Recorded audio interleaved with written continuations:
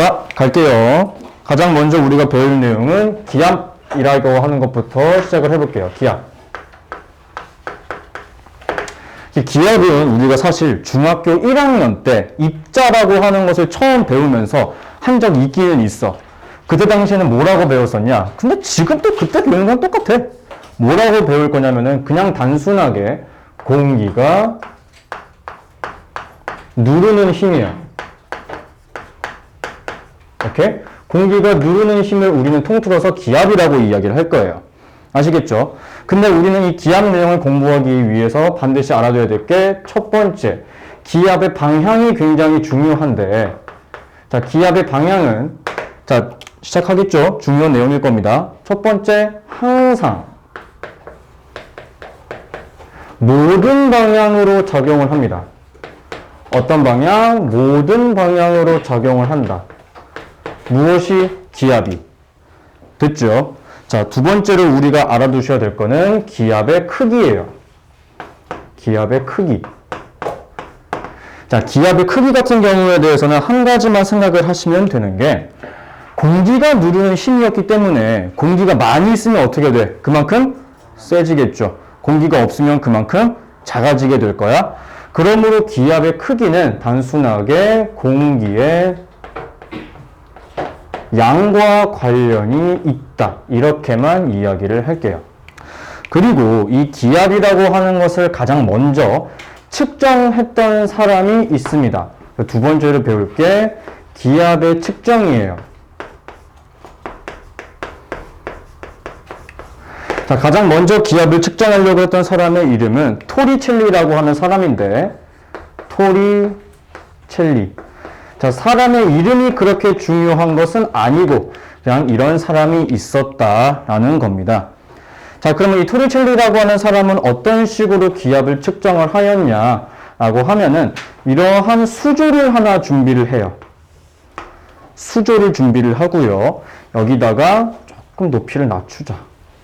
이렇게 수조를 준비한 다음에 기둥을 하나 세웁니다.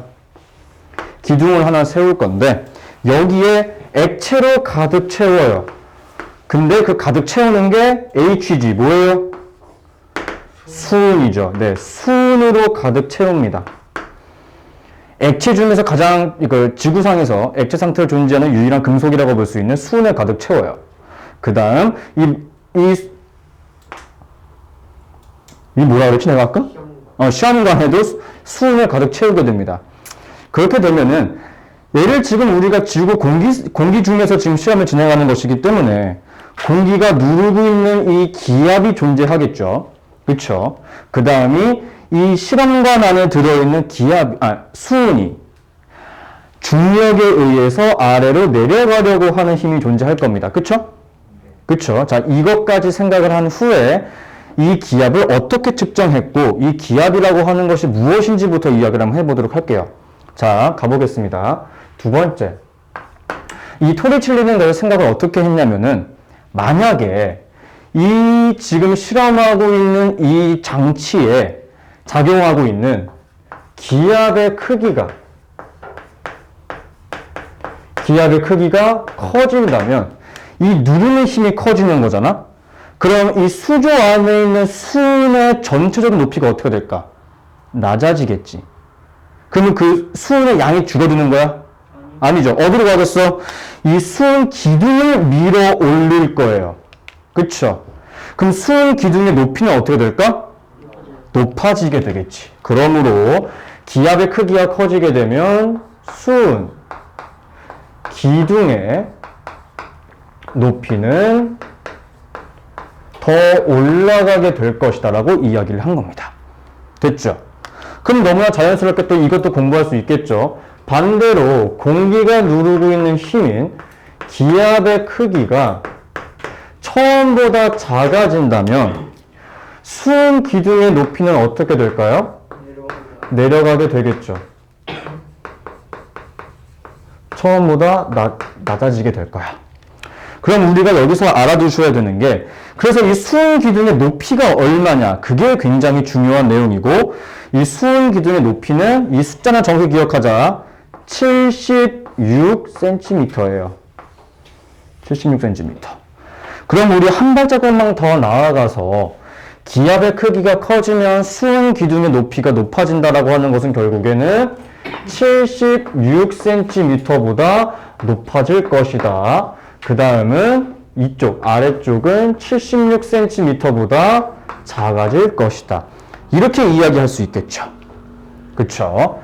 이렇게 토리첼리가 실험 결과를 도출한 다음에 우리가 알게 된 특징이 한 두 가지 정도 존재한다고 생각할 수 있어요.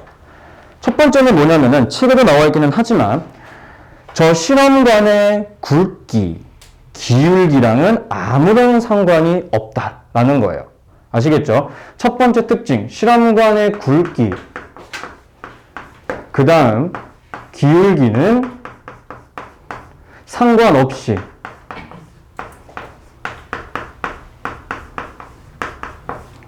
항상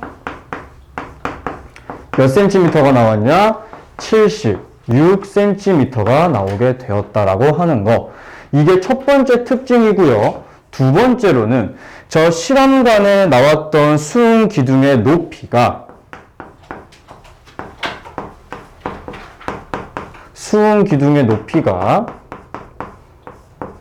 무엇에 따라 달라졌나요? 기압에 따라 달라진다.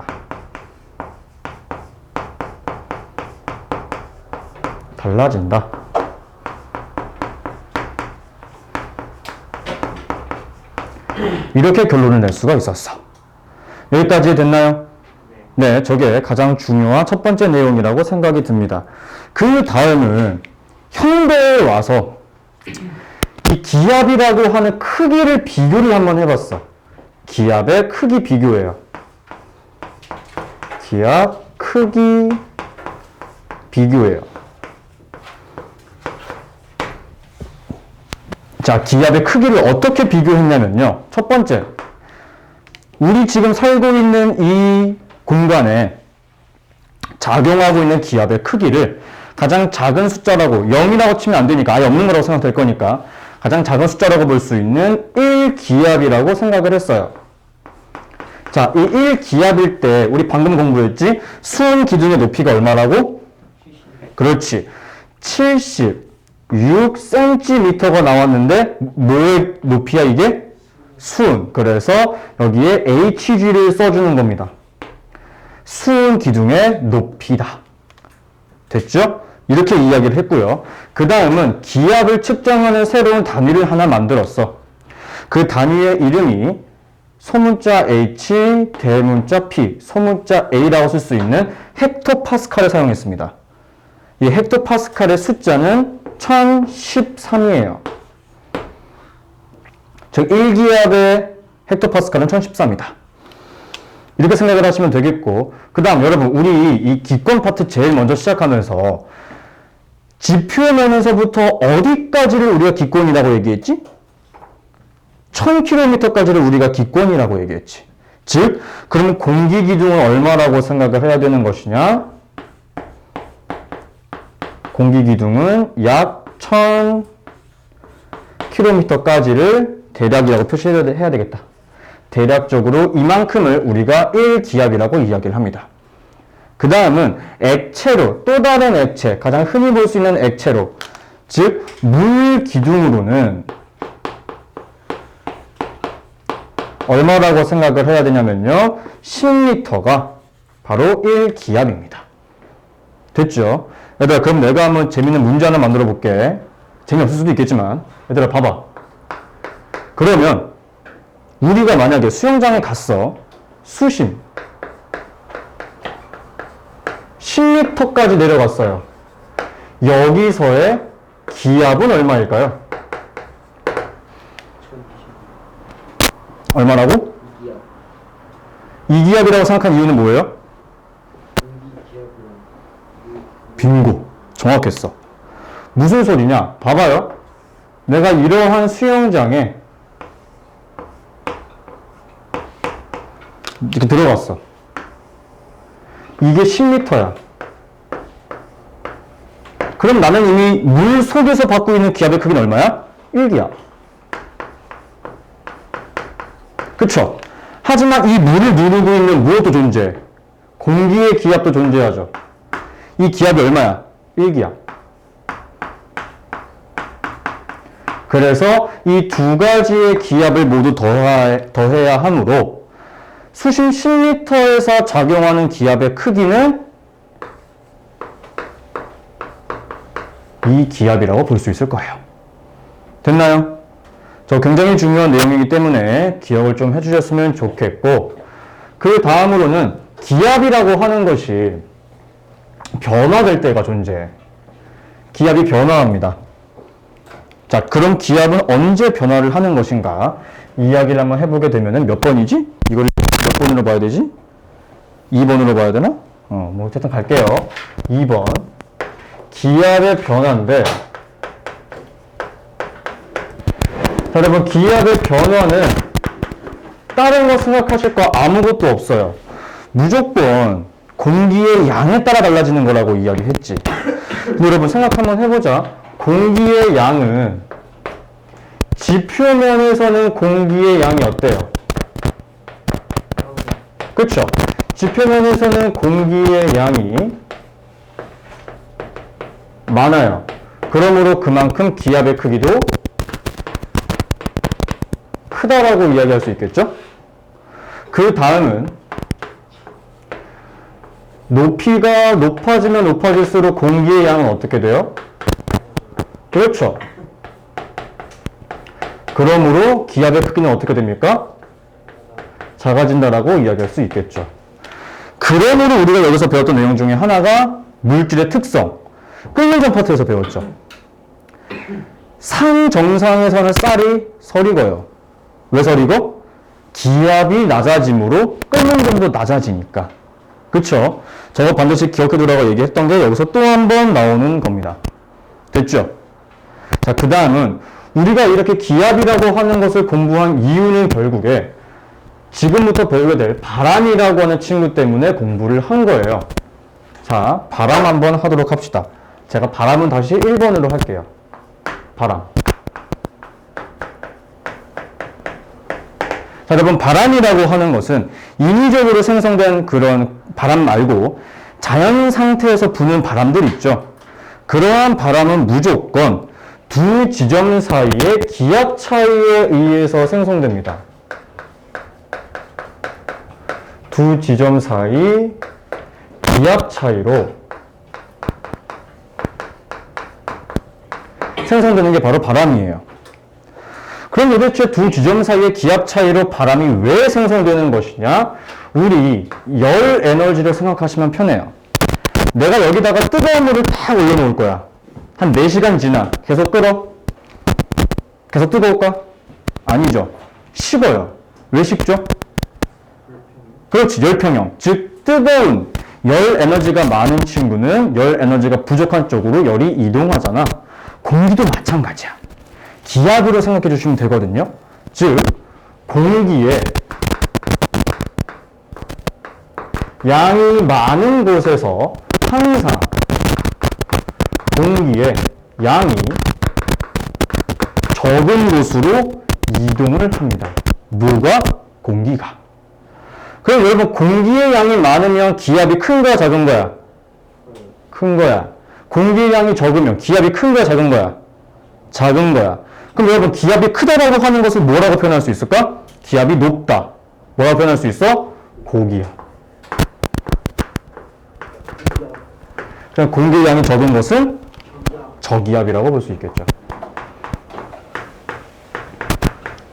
그러므로 바람은 항상 어디서 어디로 분다? 고기압에서 저기압으로 부는 겁니다. 됐죠?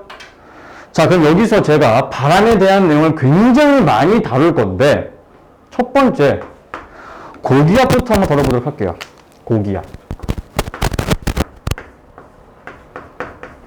자, 여러분, 고기압은요, 말 그대로 기압이 높은 거야.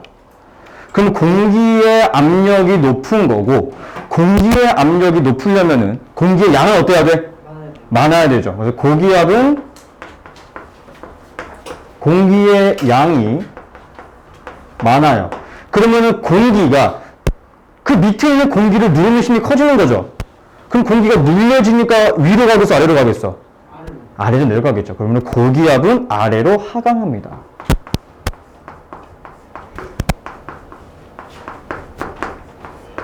그쵸?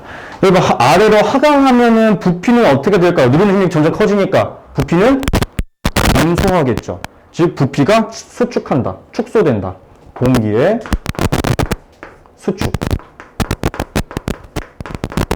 됐죠?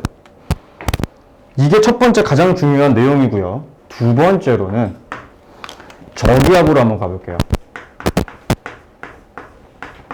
우선 저기압은 마찬가지로 공기의 양이 적은 거겠죠? 앞에서 계속 배우고 있는 것처럼. 근데 공기의 양이 적어요. 그렇기 때문에 누르는 힘이 작기 때문에 공기는 상승한다라고 생각할 수 있는 거겠죠?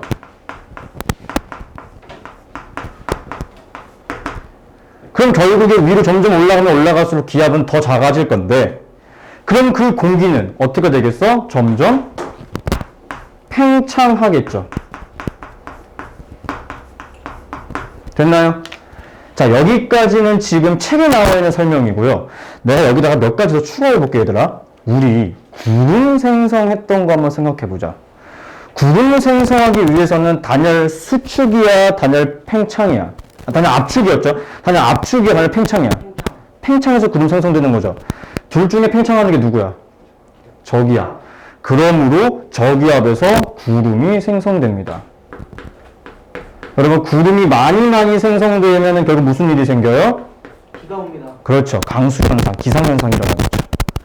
그러므로 고기압에서는 오히려 반대로 구름이 소멸됩니다. 됐나요? 그래서 겨울에 구름이 오나요? 그럴 수도 있죠. 근데 그걸로 판단하기 좀 애매하고, 그걸 판단하기 좀 애매하고. 왜냐면 조금 이따가 배우게 될 기단 배우게 되면 이해할 거예요. 이렇게 되는 거고요. 자, 그 다음에 여러분 생각을 한번 해봐요. 고기압은 공기가 점점 내려가면서 땅에 쾅 닿겠죠. 그럼 공기가 위로 올라가는 거라 그래서 내려가는 거라 그랬어. 내려가는 거라 그랬기 때문에 공기가 이렇게 땅에 팡 닿으면 바깥쪽으로 퍼져나가겠죠. 그쵸? 근데 어떻게 퍼져나가면은 고기압은 공기가 시계 방향으로 퍼져나갑니다. 시계 방향. 불어나가요.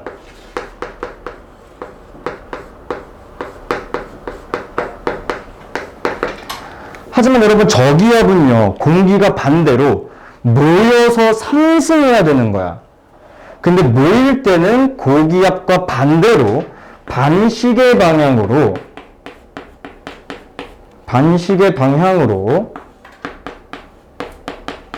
불어 들어옵니다.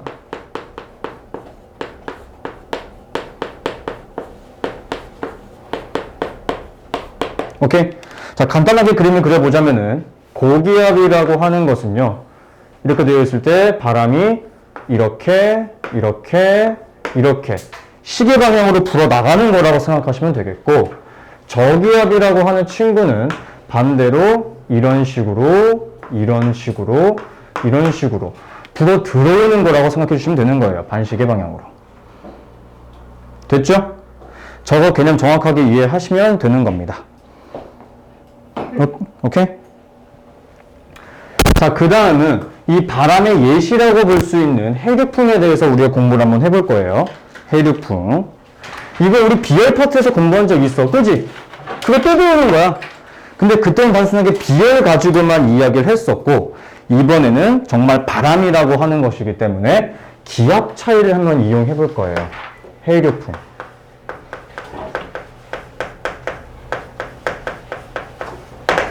자, 여러분, 해류풍이라고 하는 것은 우선 첫 번째로 기억하셔야 될 게 하루를 기준으로 일어나는 현상입니다. 하루 기준 풍향의 변화야. 풍향 변화입니다. 자, 가장 먼저 우리는 언제부터 할 거냐면은 따뜻한 낮에서부터 시작을 할 거예요. 여러분, 낮에는 온도가 높죠. 그쵸? 그러므로 이렇게 되어 있을 때 비열이 물이 커, 대륙이 커? 대륙. 물이 크죠. 그렇기 때문에 온도 변화가 더 적어요. 그래서 대륙의 온도가 더 많이 올라가므로 대륙에서 상승 기류가 일어날 거고, 그러면 상승 기류이기 때문에 대륙이 고기야. 그쵸? 대륙이 고기야. 그럼 저 부족한 공기를 채워줘야 되겠죠? 이런 식으로. 이렇게 빙글빙글 돌아요. 그럼 바다에서는 하강 기류가 일어나네요. 바다는 무슨 기야? 저기야. 바람은 항상 불어오는 방향으로 이야기를 해야 되기 때문에 낮에는 무슨 바람이 분다? 해풍이 분다. 이것까지 설명할 수 있어야 되겠고, 두 번째는 온도가 낮아지는 밤에 대해서 한번 설명을 해볼 거고요. 여러분, 밤에는 상대적으로 온도가 낮을 거예요. 그렇게 되면은 대륙이 이렇게 있고, 바다가 있을 때 비열이 큰 물의 온도 변화가 더 적기 때문에 이번에는 물에서 상승 기류가 일어날 겁니다. 바다에서. 그러므로 여기가 무슨 기야? 고기야. 이 빈 공간을 채워줘야죠? 대륙 쪽에서. 그래서 이렇게 빙글빙글 돕니다. 대륙에서는 하강 기류가 일어나네요. 여기가 저기야. 그래서 밤에는 무슨 바람이 분다? 육풍이 분다라고 설명할 수 있는 거예요. 됐죠? 자, 그 다음은 해류풍이랑 똑같은 개념이 하나가 있는데 살짝 개념만 다른 게 하나가 있어요. 뭐냐면은 이번에는 계절풍이라고 하는 것에 대해서 공부를 해볼 겁니다. 계절풍.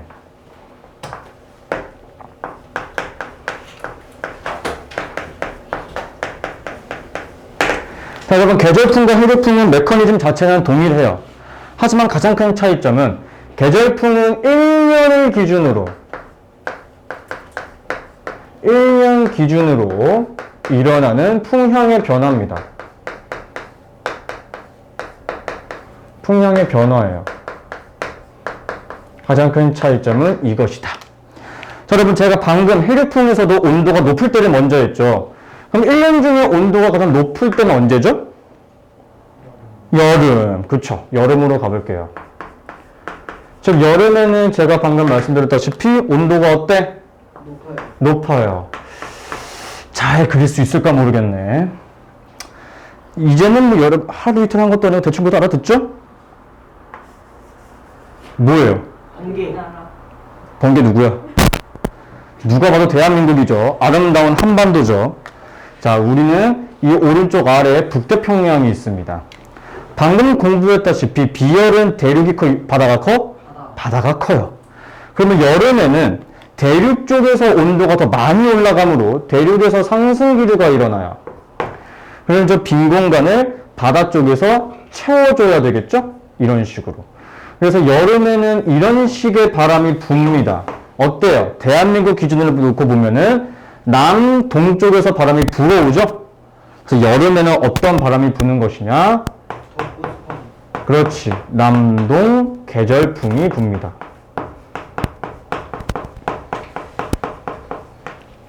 오케이? 자, 두 번째, 겨울로 한번 가보게 되면은,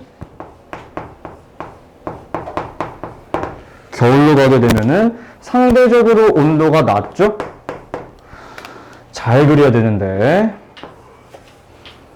점점 지 멋대로 그리고 앉아있는 것 같다. 그지? 똑같아? 그게 더 상처인데? 자, 이렇게 되어 있을 때, 비열이 바다가 더 크다라고 했기 때문에, 이번엔 바다에서 상승 기류가 일어나요. 그럼 대륙 쪽에서 이 빈 공기를 채워줘야 되겠죠. 이런 식으로. 그러면은 이렇게 돌아서 이렇게 하강 기류가 생성됩니다. 그럼 대한민국 기준으로 보면은 바람이 북쪽과 서쪽 대각선에서 불어오기 때문에 이때 부는 바람의 이름은 북서계절풍이라고 부르게 됩니다.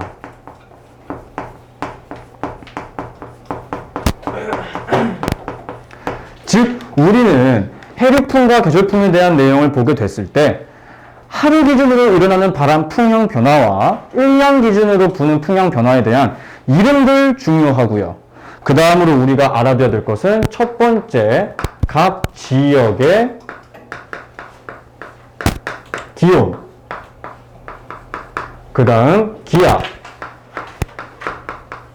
두 가지는 무조건 알아둡시다. 오케이? 다른 건 뭐라도 두 가지는. 됐죠? 저 두 가지는 반드시 알아둡시다. 자, 이렇게까지 하면은 바람에 대한 내용이 어느 정도 마무리가 된 거고요. 이 바람에 대한 내용이 끝나고 난 이후에는 기단과 날씨라고 하는 내용을 공부를 해야 돼요. 시간이 조금 길어지겠다. 좀만 화이팅 하자. 이제 다 났어. 빡세? 괜찮아? 즐거워? 거짓말 하고 있네. 거짓말 하고 있네. 자, 처음 보죠, 기단. 난생 처음 들어보는 친구일 거예요. 배웠는데 기억이 잘 안 날 수도 있고 그런 거니까 가볼게. 자, 여러분, 기단이라고 하는 것은요, 공기가 존재하는, 즉 그 지역의 특징을 머금는 공기예요. 선 그 지역의 특성을 머금는 공기, 그게 도대체 무슨 뜻인가요? 천천히 한번 가볼게요, 얘들아. 우리 지구상에서 그나마 제일 덥다라고 얘기할 수 있는 저위도 있죠. 그럼 저위도 주변에 존재하는 공기의 온도는 어떨까요? 저기도 어디요? 적도요. 아, 더워요. 뜨겁겠죠. 공기도 뜨거워요. 또 어디? 적도가 어디냐고요? 가운데.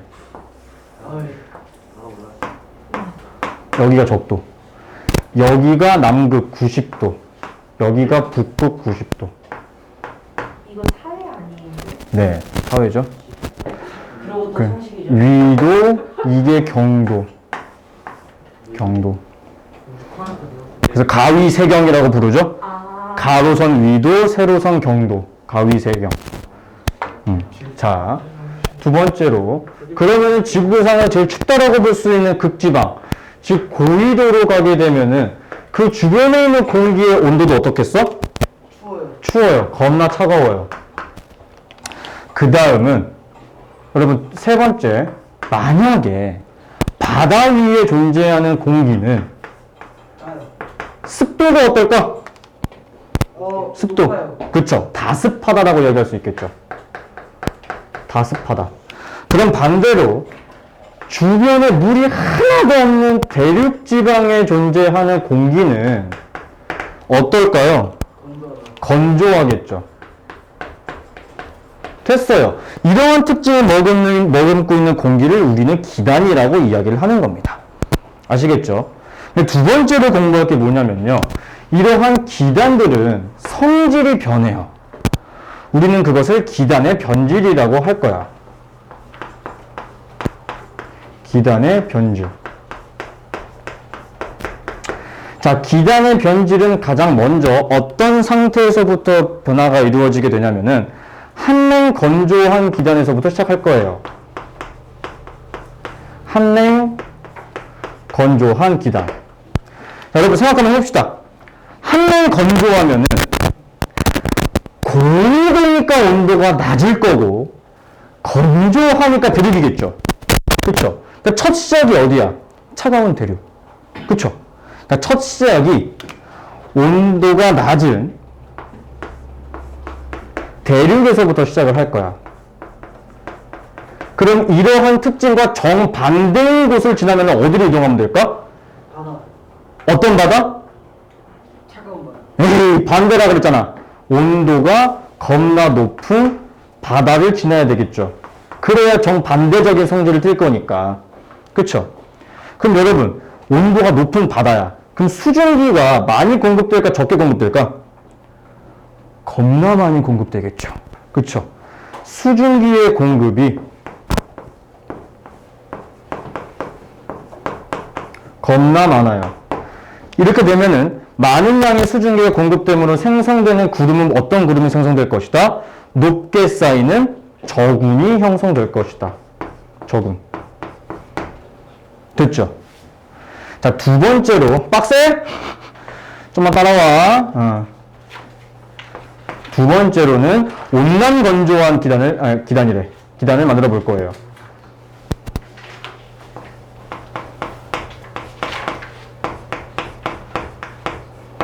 나도 빡세.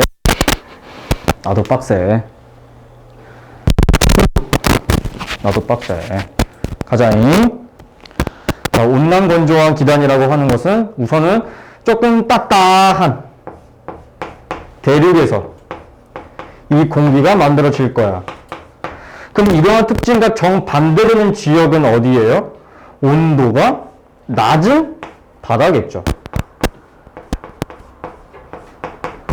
그럼 거기서는 수증기의 공급이 많을까 적을까? 상대적으로 적을 거야. 근데 그렇다고 해서 바다기는 바다기 때문에 수증기의 공급이 아예 없다고 얘기하기는 어려워. 그래서 적은 거예요. 그럼 이럴 때 생성되는 구름은 무슨 구름이 생성되느냐? 넓게 쌓이는 구름, 우리 뭐라고 얘기하죠? 친문. 그렇지. 층운이 형성될 것이다. 잘했어. 잘했습니다. 이게 바로 기단의 이동과 변질이라고 생각하시면 되겠고, 지금 이 기단을 공부하는 이유는 결국에 이 친구 때문이에요. 우리나라의 기단. 우리나라 주변에 있는 기단.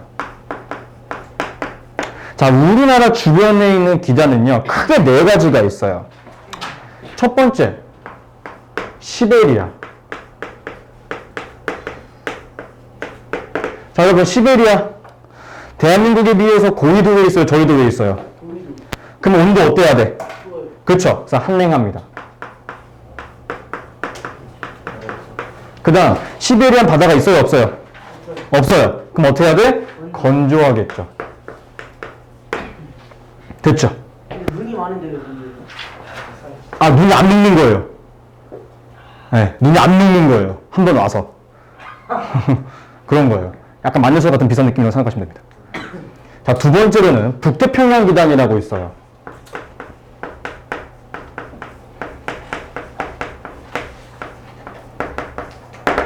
자, 우선 태평양이야.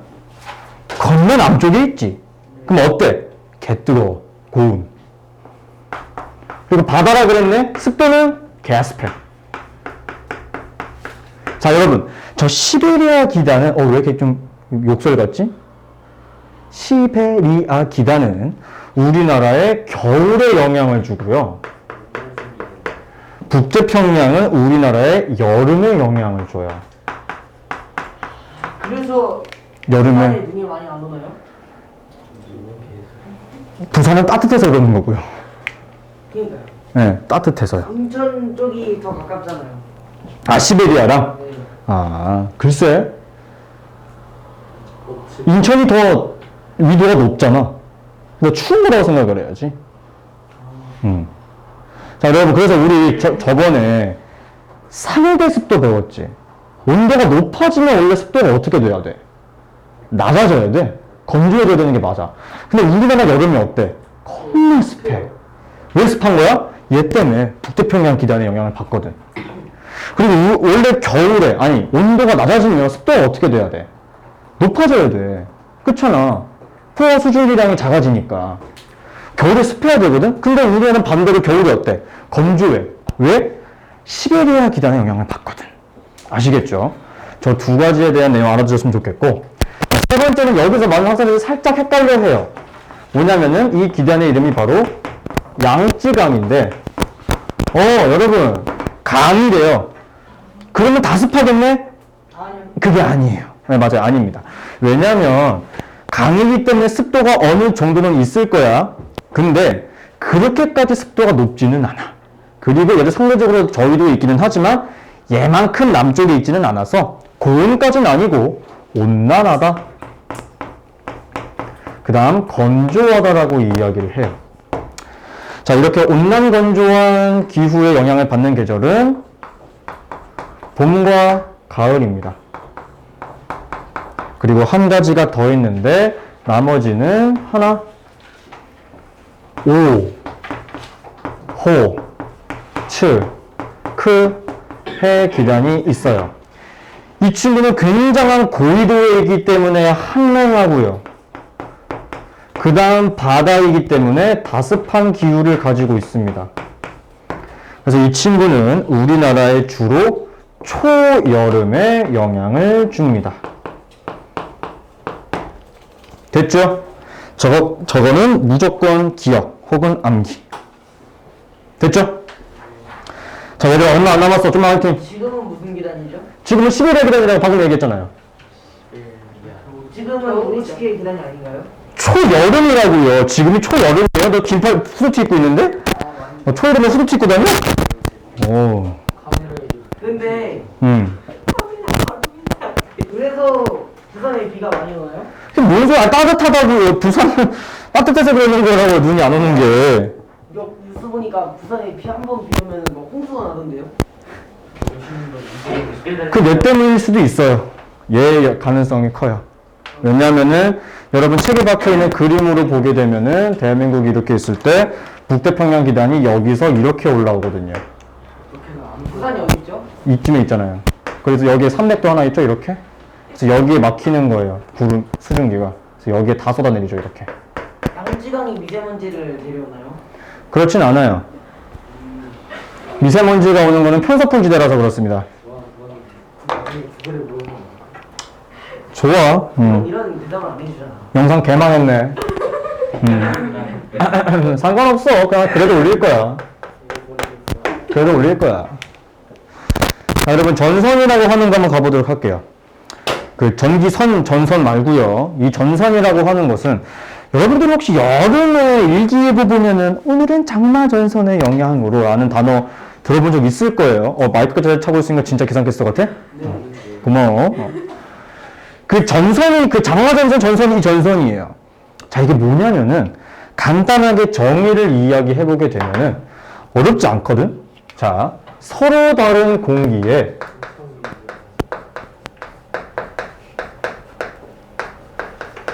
서로 다른 공기의 충돌이에요. 자, 저는 전선 설명할 때 무조건 전선 면을 먼저 설명해요.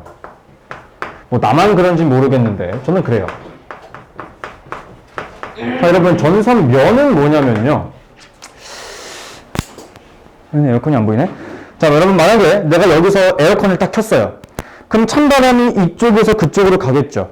여러분은 거기서 히터를 틀 거예요. 그럼 히터가 저쪽에서 이렇게 오겠죠. 그럼 쾅 부딪힐 거야. 그치? 그림으로 설명을 한번 해보자면 따뜻한 바람이 이렇게 밀려오고 차가운 바람이 이렇게 밀려오면 저 서로 다른 성질을 가지고 있는 두 공기가 쾅 하고 이렇게 부딪히는 면적이 생기겠죠. 저 면적이 바로 전선면이에요. 오케이? 이해하셨죠?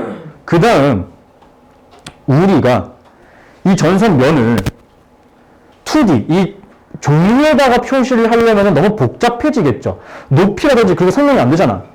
그래서 이 전선을 어디다가 표시를 하냐면은 집 땅바닥에다가 표시를 해요. 예를 들어서 공기가 딱 여기에서 이렇게 만났어. 그럼 이렇게 전선을 다 그려야 되잖아. 그치? 그럼 굳이 그릴 필요가 있어? 여기다가 여기가 다 전선 면이에요 표시하면 되는 거잖아. 이 땅에다가. 그래서 이 땅에다가 이런 식으로 표시를 하는 것. 이게 바로 전선입니다. 아시겠죠? 그래서 두 번째, 이 개념은 그렇게 중요하진 않아요. 그냥 그런가 보다 하시면 돼요. 그래서 전선이라고 하는 것은 결국에 전선면과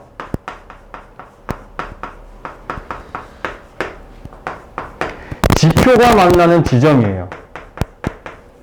됐나요? 이게 제일 중요한 개념입니다. 됐어요? 그 다음은 우리가 배워둬야 되는 여러 가지의 전선들 중에 나는 책에 막 4가지의 전선이 다 나오거든? 근데 저는 주로 2개만 할게요. 전선의 종류. 자, 저는 우선 여기서는 간단하게 그림만 설명하고 자세한 개념을 오른쪽에다가 설명할게요. 자, 첫 번째 한랭전선.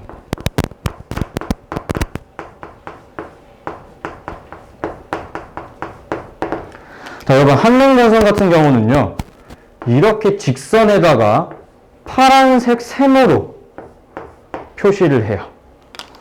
오케이? 그 다음은 온난전선이라고 있어요. 이 친구는 이러한 직선에다가 빨간색 반원으로 이렇게 표시를 합니다. 됐죠? 자, 여러분 여기는 필기 반드시 필기. 아마 책에 안 나와 있을 겁니다. 반드시 필기. 땅땅땅. 한랭전선. 그래, 거의 다 왔어.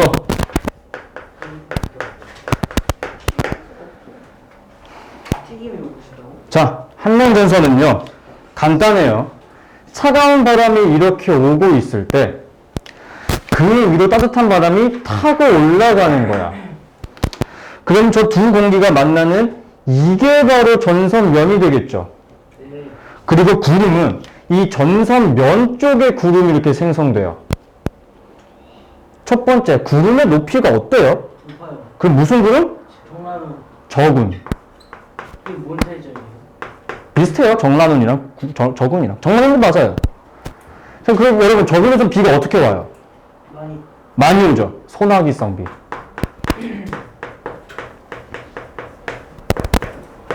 그 다음 이 한랭전선의 이동 속도는 겁나 빨라요.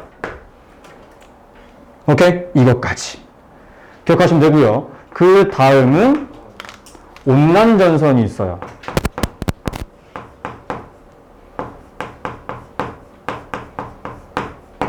자, 온난전선 같은 경우는 차가운 바람이 이렇게 이동하고 있을 때 엎혀요.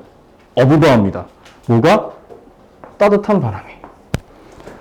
그럼 전선면이 상대적으로 이렇게 살짝 누워있는 듯한 모습으로 생성되겠죠. 근데 방금 말씀드렸다시피 구름은 어디에 생성된다? 전선면에. 자, 구름이 높아요? 옆으로 넓어요?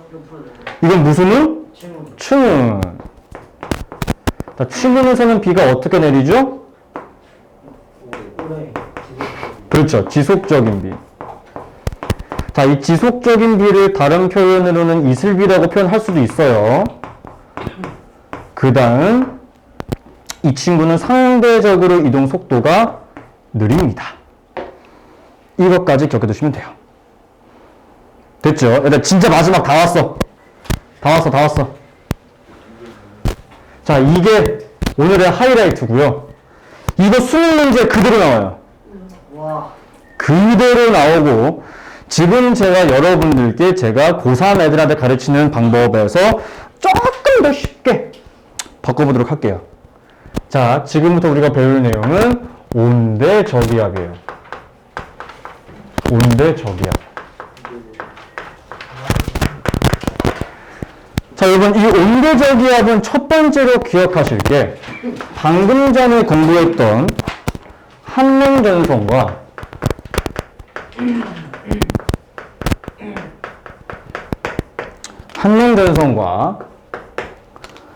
온난전선의 충돌이에요. 충돌입니다. 첫 번째 기억하셔야 될 거. 두 번째로는 이 온대저기압이 결국 대한민국에 떨어지게 되거든요. 근데 이 대한민국은 편서풍 지대에 놓여 있어요. 자, 이 편서풍이라고 하는 것은 서쪽에서 동쪽으로 부는 바람이거든. 오케이? 그러면 결국 저 온대저기압도 어디서 어디로 이동을 하게 되는 거냐면요. 서에서 동쪽으로 이동을 하게 됩니다. 됐죠? 그 다음 여러분, 이 제목에서부터 알 수 있다시피 이 친구는 강력한 저기압입니다.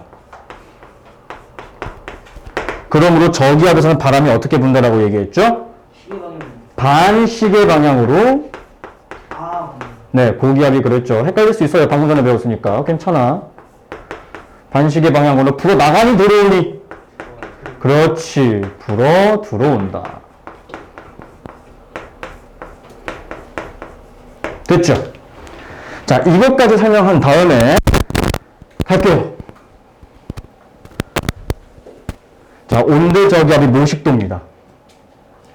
두 번째, 모식도.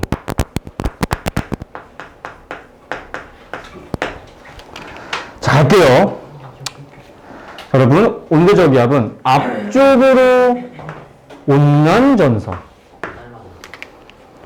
뒤쪽으로 환냉전선이 따라가고 있어요. 오케이? 그랬을 때 경계면을 이렇게 지어봅니다. 자, 우리 방금 공부했다. 한냉전선에서는 차가운 바람이 이렇게 이동하고 있을 때 그 위로 따뜻한 바람이 타고 넘어간다. 온난전선 같은 경우는 차가운 바람이 이렇게 진행하고 있을 때 따뜻한 바람이 타고 온다. 이렇게 말했었죠. 천천히 한번 가볼게. 그러면 결국 첫 번째 한냉전선에서 생성되는 구름은 아까 뭐라고 설명했어? 저군. 비는 어떻게 온다고? 소나기성 비. 두 번째, 온난전선에서는 어떤 구름이 생성된다고? 층. 그리고 비가 어떻게 온다고? 지속적인 비. 근데 여러분, 이 가운데 부분은 전선이 없죠? 차가운 바람도 없고 따뜻한 바람만 존재하죠. 그쵸? 구름이 있어, 없어?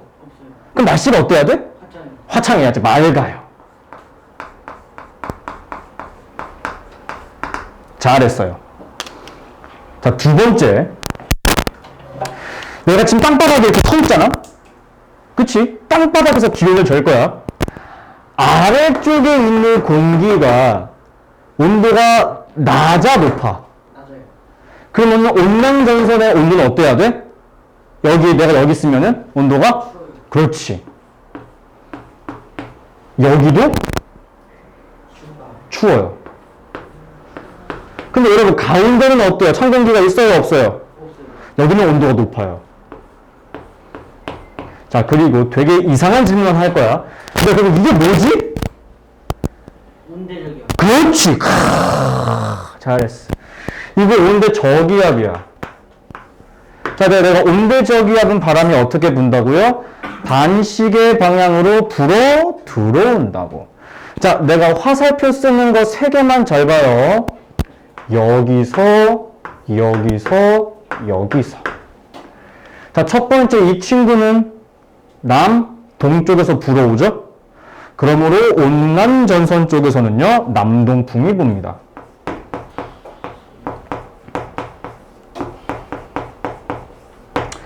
가운데 쪽에서는요, 이 친구는 남서쪽에서 바람이 불어오죠? 남서풍이 붑니다.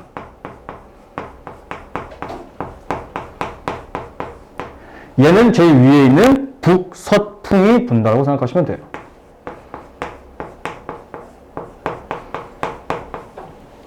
가장 중요한 내용 한 겁니다. 자, 그 다음 하나만 더 할게요, 얘들아. 지금 이것까지 했어. 그 다음 마지막 거 했죠. 그 다음 이거 해야지.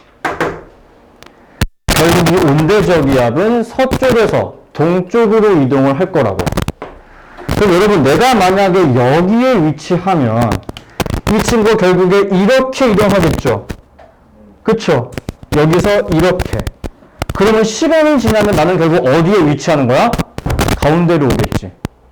그럼 결국에 지속적인 비가 오다가 날씨가 한번 맑아지고 시간이 더 지나면 소나기성 비가 내리겠고 온도가 낮다가 다시 온도가 한번 높아질 거고 그 다음 또 온도가 낮아지겠죠. 그 다음은 남동풍이 불다가 남서풍이 불다가 마지막에는 북서풍으로 풍향이 바뀌겠죠. 됐어요? 이거 3가지. 칠판에 써있는 저 3가지를 제가 지금 여기다가 조금 더 자세하게 풀어 쓴 것 뿐이에요. 그쵸? 이거는 반드시 기억해 주셨으면 좋겠고 그리고 여러분들이 이 내용이 학교에서 나올지 안 나올지는 모르겠으나 설명을 한번 해보도록 할게요. 뭐냐면은 첫 번째 풍향 변화야.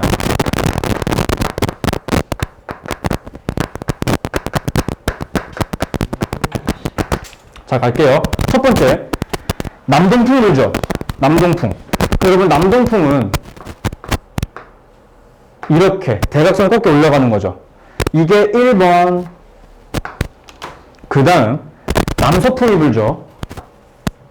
이게 2번. 그쵸?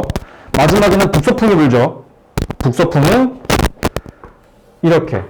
이게 3번. 여러분, 바람의 시작점이 1번, 2번, 3번. 점점 어느 방향으로 바뀌고 있죠? 어떻게 빙빙 돌아가고 있어? 그렇지. 그러므로 풍향변화는 시계 방향으로 달라진다.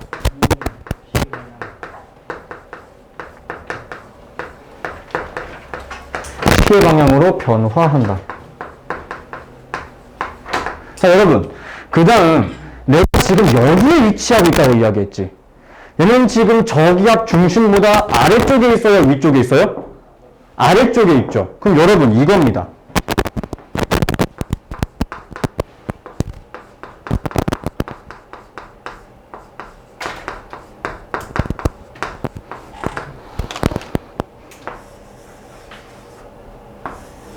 누가 봐도 대한민국이죠?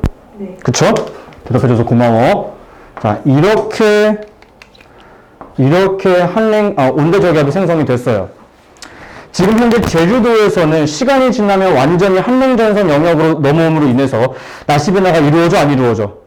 이루어져요. 근데 여러분, 여기는요? 서울은요? 날씨 변화가 일어날까요? 안 일어날까요? 안 일어나요. 왜? 우리가 지금 공부한 것은 온대 저기압의 아래쪽이기 때문에 온대 저기압, 이 저라고 써있는 글자의 더 위로 올라가게 되면 날씨 변화가 이루어지지 않습니다. 오케이? 그러므로 제가 여기서 말씀드리고 싶은 것은 날씨의 변화는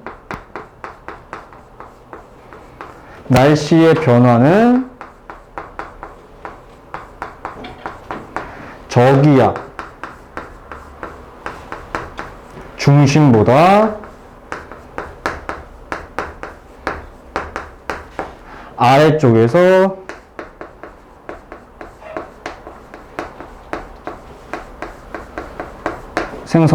일어난다. 됐죠? 끝이야! 마지막 하나. 두 줄만 쓰면 돼, 얘들아.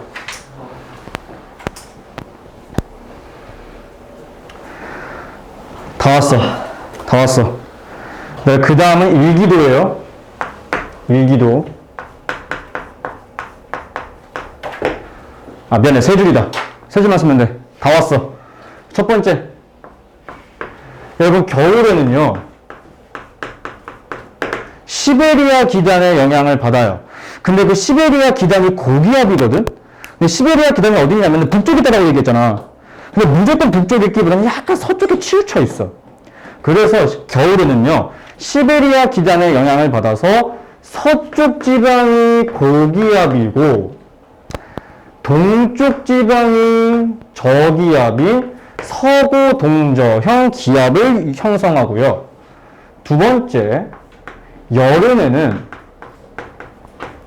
북태평양 기단이 아래쪽에 위치하죠. 남쪽에 위치합니다.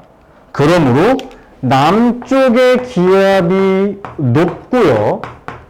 북쪽의 기압이 낮습니다. 남고 북저형 기압을 이룬다고 생각하시면 돼요. 그 다음 세 번째, 봄과 가을은 이런 것으로 판단이 불가능하고 그냥 단순하게 굉장히 변덕스러운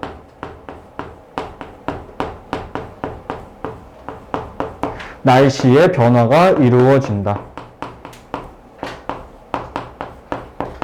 이렇게 생각하시면 됩니다. 자, 그 다음 시험 문제에서 심지어 학교 시험 중에 흑백이죠. 흑백을 여러분 책에 나와 있는 그림을 떡 하나 주고 어느 계절이 이게 물어볼 거예요.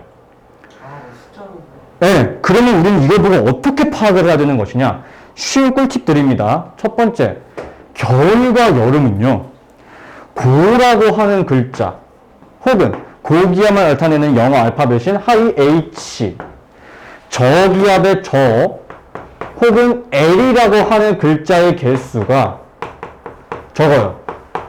상대적으로 적어요. 눈에 확 띄일 수 있게 하나라도 적어. 근데 봄과 가을은요, 이러한 글자의 개수가 더 많습니다. 하나라도. 볼까? 얘들아, 지금 본 그림 봐봐. 저랑 그 글자자가 몇 개니? 하나, 둘, 셋, 넷, 5개 있죠? 그쵸? 여러분, 겨울 와보세요. 겨울 몇 개 있어? 2개 있죠? 적어요, 확실히. 오케이? 근데 쌤, 여름은 하나, 둘, 셋, 4개인데요? 하나라도 적다라고 했잖아, 내가.